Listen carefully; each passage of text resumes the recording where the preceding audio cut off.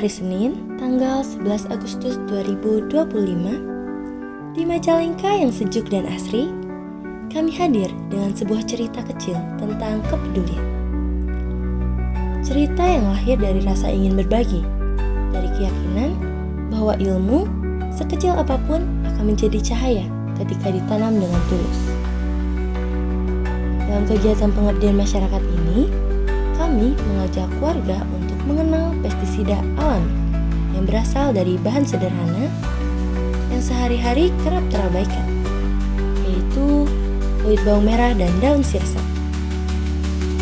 Keduanya menyimpan manfaat besar, dan hari itu kami ingin menunjukkan bahwa dari hal kecil pun perubahan bisa bermula.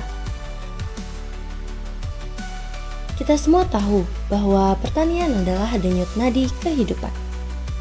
Dari tanah yang digarap, kehidupan masyarakat dapat bertumbuh. Namun, ada kegelisahan yang menyertai, yaitu ketergantungan pada pestisida kimia. Pestisida kimia memang cepat bekerja, tapi dapat meninggalkan dampak panjang.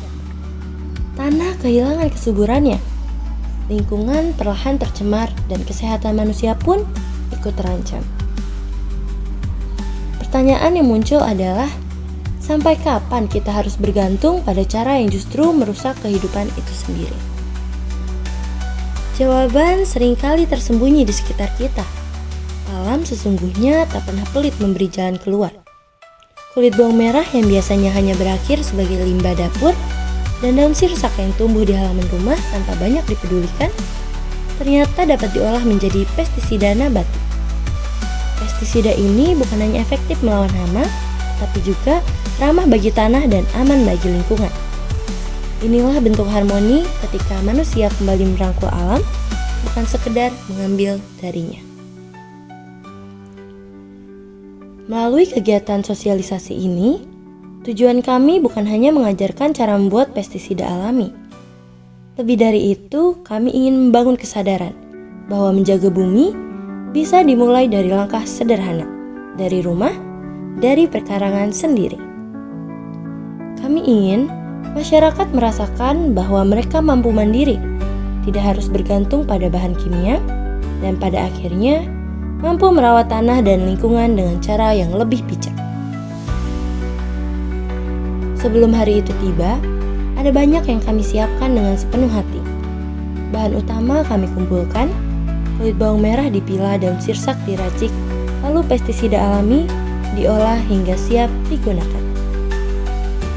Tak berhenti di sana, kami juga menyusun buklet panduan yang memuat langkah demi langkah pembuatan, lengkap dengan penjelasan manfaatnya.